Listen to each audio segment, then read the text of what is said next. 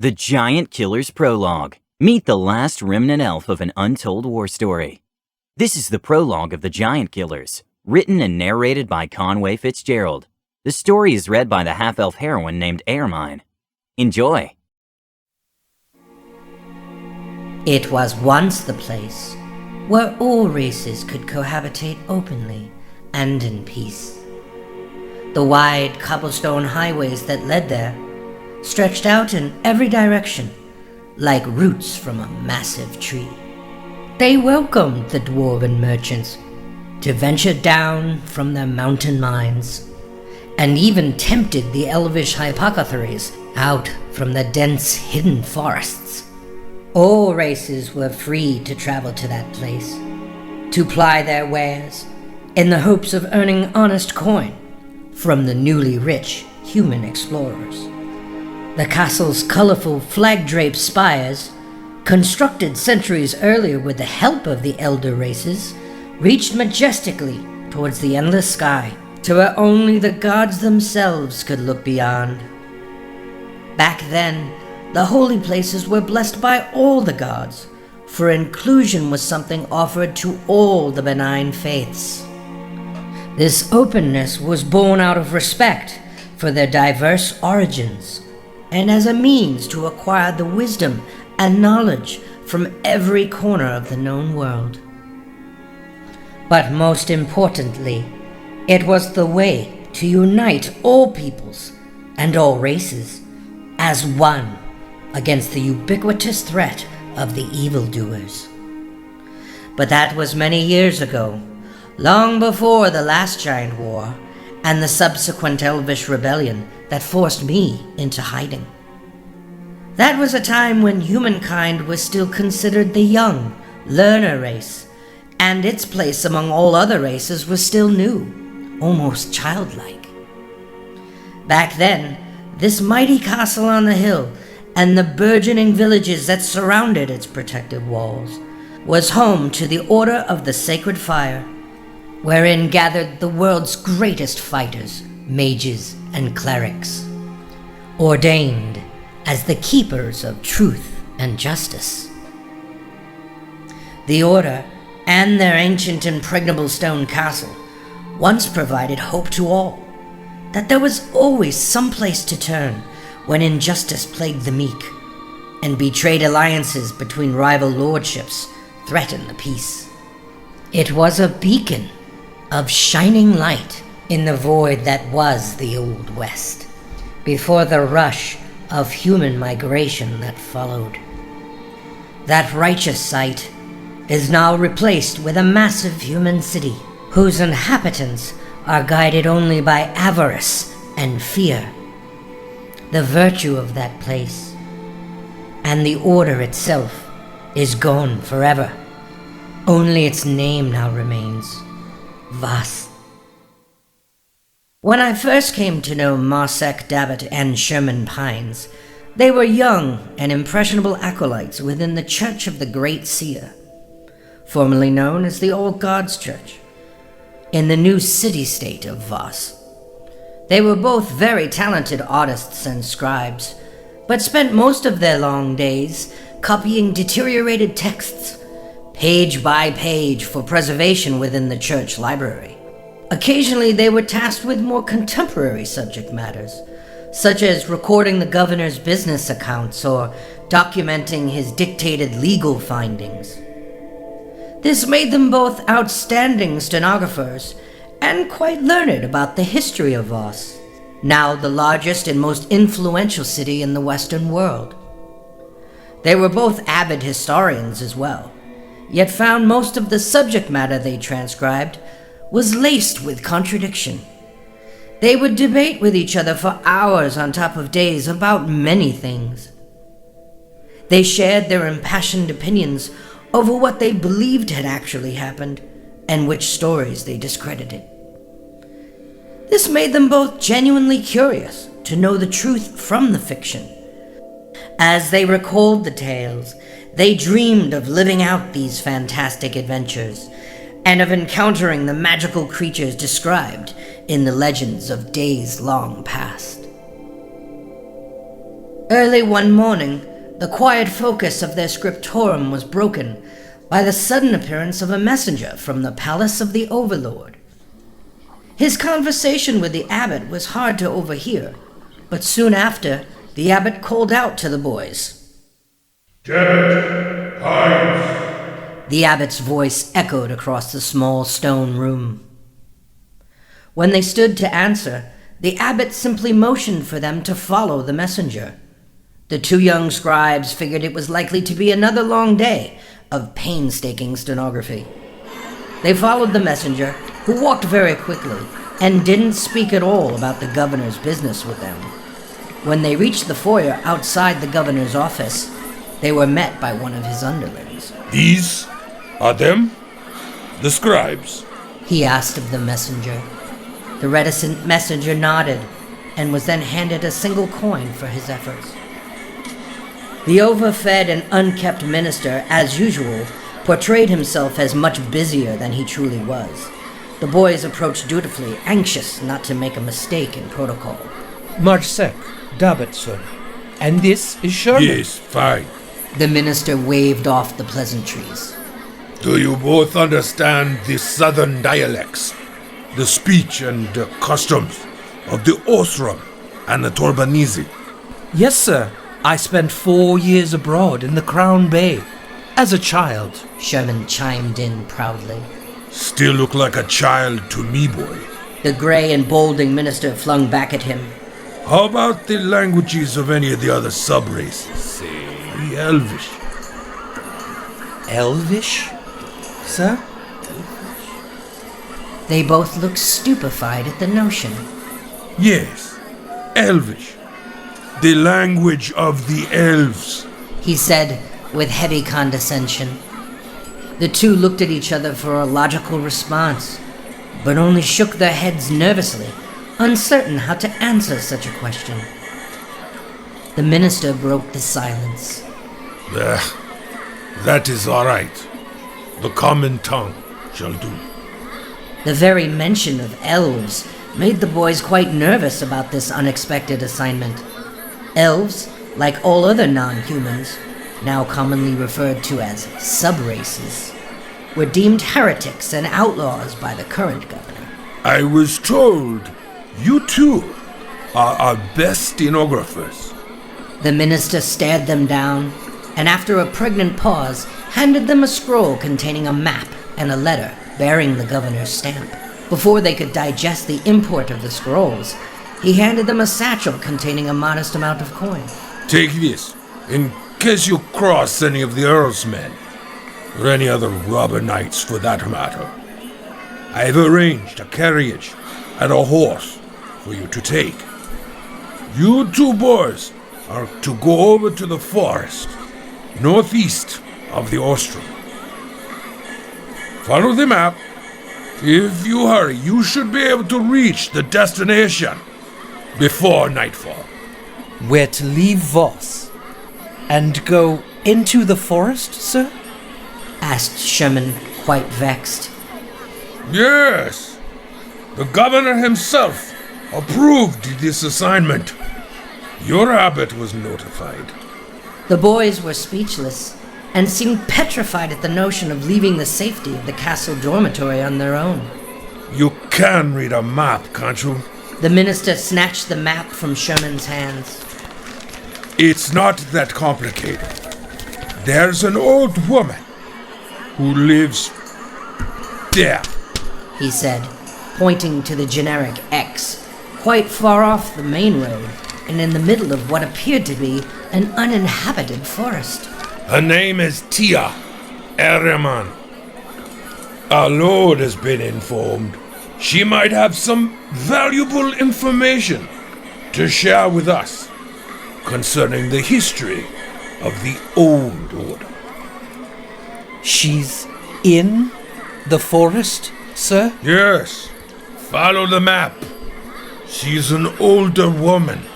I am told she knows quite a bit about our history and of the old ways. We're contracting a tome for the history of the Old Order. Talk to her. See what she says. Find out if she has anything interesting to add. Then it is best you can. Make your report and return it here afterwards. Take whatever time you require. That'll be all. The minister said, waving them away. The two boys stepped back and then turned to look for clarification from the messenger, but only then noticed he had already left for other duties. The two young acolytes stood there among the bustling chatter in the large, echoey hall of governance, looking at the vague map, holding the small bag of coin meekly. The minister turned back and yelled to them. Go now, you fools, before the day is lost. The carriage had been loaded with very few survivalist supplies, but hundreds of empty pages of parchment with several transcription books, and plenty of ink for their quills. How much do they actually expect this Araman lady to tell us? Masek wondered, after the shock of this most unexpected assignment had run its course. The boys were now feeling excited to finally be able to leave the safety of their small abbey. For many uninterrupted months, the sanctum beside the Church of the Great Seer was their whole universe. Now it was just the two of them, entrusted with a horse-drawn carriage they could drive themselves, and with money they could spend as they chose. Their young bodies were riddled with nervous energy and eagerness for wherever this assignment might take them. By the All-Father, I haven't been outside the walls of Voss in over a year. Sherman called out energetically as their carriage passed through the last city gatehouse. I know, brother. I had started to forget there was such a thing as a world outside. Masek smiled. I still can't believe Abbot Storkrin allowed us to go. This old lady must have some story to tell. Sherman replied. But shouldn't we have some protection, considering where we're going? Our lives are worth far less than the salary of any fighting man. Masek replied. Besides, you heard him. We could be away for several days or more. He smiled mischievously. The late spring sun broke from the once cloudy morning sky and beamed down upon them. It was becoming very warm, so they elected to remove the bulky clerical garb for their lighter tunics they wore underneath. The newly stone-paved highway from Voss was filled with many merchants and travelers, who all gave the boys strange looks. Even in daylight, these roads were pretty rough. They were clearly out of place. When they passed the village of Bowl, the stone highway they had followed southeast met another, lower dirt road, built many years earlier to circumvent the forest entirely. They took that pass for several miles to the southwest, until it reached the new road, which was cut straight through the dense forest. This was an unpaved highway, but it was popular among the merchants, for it offered a direct route to the town of Harda on the other side of the dense forest. They followed that road for several more hours, until they reached a point their map showed was a turnoff to a road much less traveled. But there was no road there to be found. They doubled back and then stopped, arguing over the map.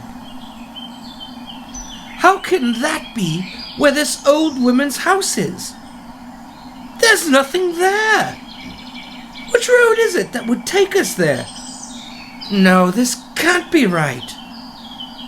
Sherman proclaimed nervously. The afternoon sun had now descended, and despite their youthful exuberance, they did not want to be stuck on these barren trade roads alone at night. This forest lane was notorious as a hideout for brigands and those types of miscreants who don't want to be found. People like me. The description they had read of the woman they were seeking did not match what they knew of this area. This can't be right.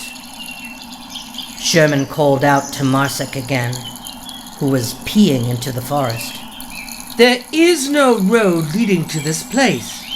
I counted our wheel clicks precisely since we entered the forest. I'm certain of it. Well, perhaps we could take this path, Marsek said as he rebuckled his pants. He reached up to a tree branch and pulled it to the side, revealing a narrow and almost invisible forest trail. This seems to be heading in that general direction. You cannot be serious, Sherman replied as he leapt down from the carriage to get a closer look. That's not a road, brother. It's a hiking trail. And it's heading north. Come, let's see where it goes, he said, heading back towards the carriage. What do you say, Dolly? Marsek asked the horse as he patted the crest of her mane. The horse responded inexplicably by moving past him through the tree line. She began following the narrow path on her own. Sherman and Marsek chased after her and leapt back onto the carriage as it started on its bumpy journey along the shady, wooded trail. Because the path was rocky and filled with exposed tree roots, they proceeded much more slowly. But despite the added resistance, Dolly seemed content that she could continue on this route. As they made their way further under the canopy of the dense forest, the temperature dropped considerably. This prompted the boys to put back on the thick, religious garb they had removed in the heat of the direct sunlight. The afternoon sun had descended into the horizon, and they found themselves stopped in the middle of an increasingly dark, cold, and hard-to-see forest path. Now you've done it. We'll never get out of here, Sherman complained to his closest friend as the sound of the forest came to life. Marsek was busy trying to reread the letter and interpret the map. We should be here, he said. We should, but we're not. We're nowhere. Come, brother, let's head back towards the highway. We might be able to reach Bowl before it's too late. Sherman pleaded as Marsek looked over his shoulder. Look at that, Marsek said, pointing to what looked like a large thicket of thorn bushes. Look at what? Sherman asked anxiously, turning his head behind him. There, Marsek said, pointing to what looked like smoke emanating from atop the thicket of bushes within. In the dusk light of the forest, it was hard to make out, but once noticed, it was unmistakable. The two got off the carriage. The chirping of the birds in the canopy above had reached an early evening crescendo. The two boys stepped towards what seemed like an apparition of heat, moving through the air, until they noticed the source was indeed a small stone chimney hidden within the brush. They stepped closer, and then over to the other side of the brush, where Sherman noticed a small door to a tiny house. Oh my, is this it?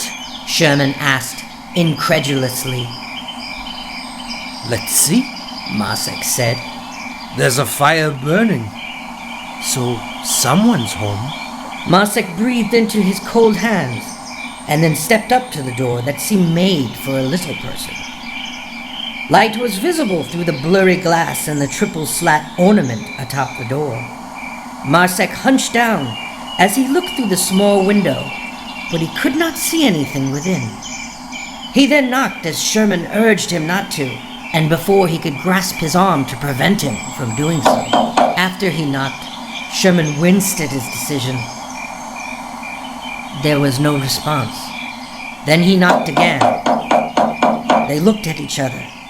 Sherman looked up to the darkening sky. Dearest All-Father, we're going to die. I certainly wasn't expecting any company that evening, so I armed myself. I listened behind my front door for a moment, while the boys prattled on, squabbling with each other. I used a magic divination, but detected no malice within them. So I unlocked the door. My face was mostly hidden beneath a dark cloak as I peered through the cracked door. Portions of my long, reddish hair, grayed by age, protruded out of my bonnet. "Who goes?" I asked with a gruff voice. The two boys ceased their squabbling. They were silent until one of them managed to spew out an answer. My lady, we are from Voss city. We were sent by the governor there. His innocent face offered politely through the door slat. "I have no business anymore with Voss, or its governor," I said with disdain. To them I was hard to see, hidden in the silhouette of the warm firelight beyond the doorway. I looked at both of the boys closely, but did not recognize them. They were very young. How did they find me? I wondered. They might be a diversion. "Begone!" I slammed the wooden door abruptly upon their shaken faces. Marsick looked to Sherman, who then approached the door with added urgency. He knocked even harder on the door this time. There was no answer. The boys both knocked again, desperately as they called out to me. As their fists continued to beat on the small wooden door, their anxious eyes looked to each other in desperation. Then my voice was heard behind them. "Who are you?" Ah! The boys hollered in surprise. "And what do you want?" Then Marsick noticed it was I behind them, the same lady who had just been on the other side of the door. My God, woman! I nearly shit myself! How and why did you sneak up on us like that? The boys cried out, clutching their palpitating hearts. "You are the ones who showed up at my home unannounced, beating on my door like madmen," I said in a cold, defensive tone. "Now who the hell are you, and what do you want?" The chirping of birds was now starting to be replaced by the intense hum of crickets that created a chorus of sound, echoing in the darkening forest around us. Beyond the canopy of trees, the sky was now without any sun. The distant stars and the two moons, Korla and Elysia, were beginning to creep back into sight. The boys had noticed by now that I was armed. The base of a scabbard containing my short sword protruded beneath my heavy cloak. So sorry to cause offense, ma'am. We mean you no harm, Sherman said. We're not brigands. I have deduced that much, I said confidently. Just then, a small bird flew out of the canopy of birdsong. It dashed towards me like a dart until it landed on my hand, chirping at me. The boys looked astonished. I then lowered my face to the small bird, whispering thanks in an ancient Elvish dialect. And the small bird then flew away. I had confirmed. These boys were indeed here alone. We're scribes, madam. From Voss, Sherman said, motioning to his horse and the books of empty pages on the carriage.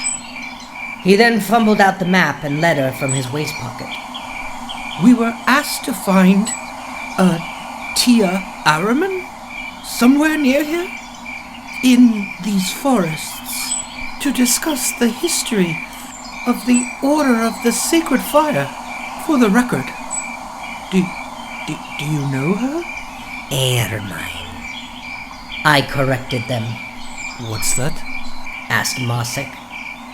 If you are going to speak my name, then say it right, I said. Then you are her?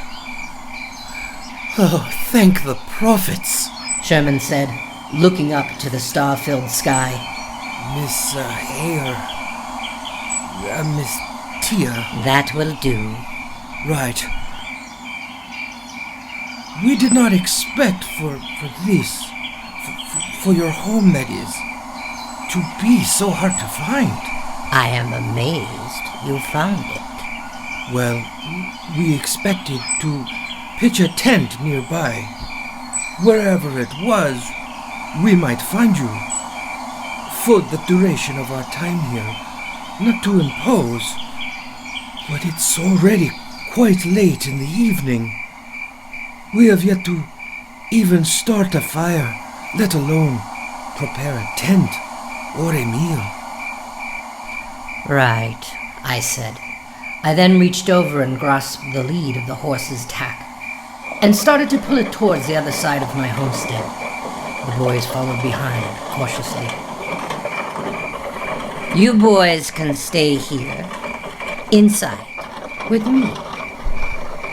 But let's see this beautiful horse be shown some proper shelter, yes? They looked at me incredulously as I removed the illusion of thorn-filled bushes and revealed my small barn in its place. I opened the double doors and led the carriage in. Come. What is... How did you do that? Asked Marsek. I then created light in the barn magically. Both of the boys were confused by the intensity of the light and the lack of a discernible source. Things aren't always what they might first appear to be, I said, lowering my cloak and revealing my half-elven ears. The boys looked at each other with eyes ready to explode from their sockets. An actual elf, they thought, unable to believe what their own eyes were showing them. I approached the horse and whispered assurances to her. I then turned to the boys. Well then, grab your things. This might take a while. There is much I have to tell, and it's about time I did. The boys followed me into my little hovel.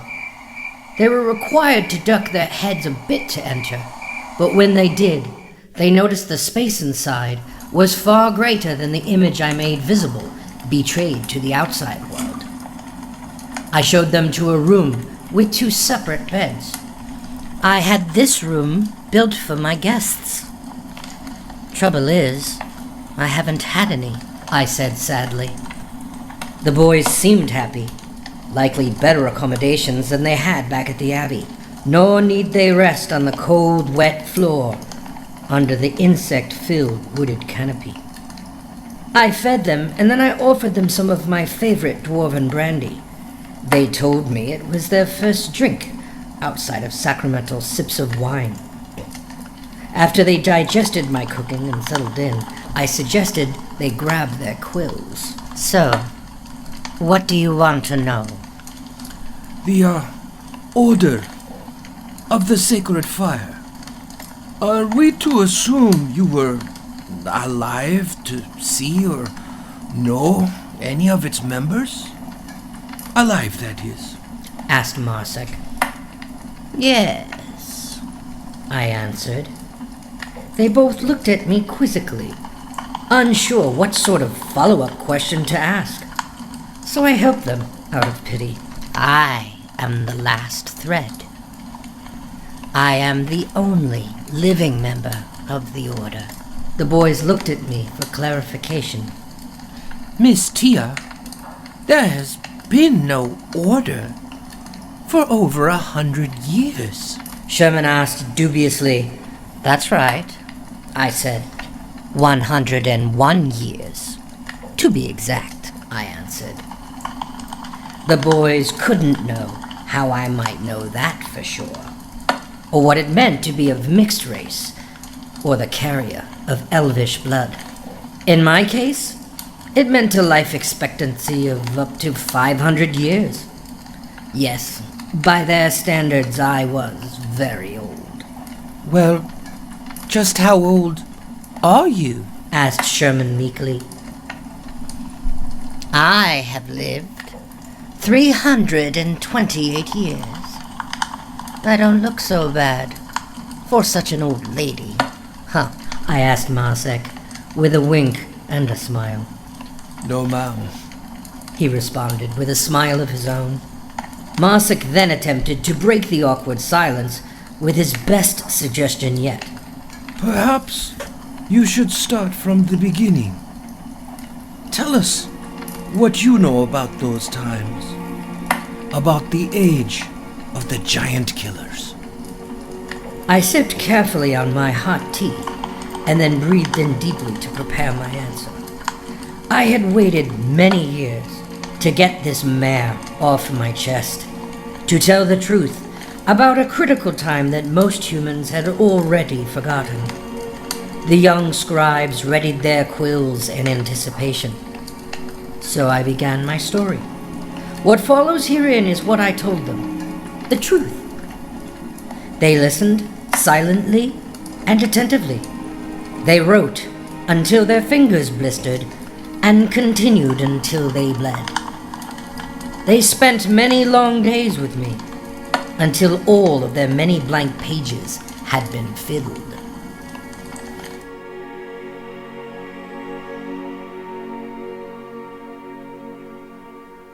What did you think of the prologue? Is this something that you would like to hear more of? Please let us know what you think.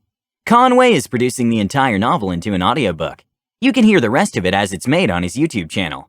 Link in the description below. Don't forget to subscribe to our channel, All Things D&D.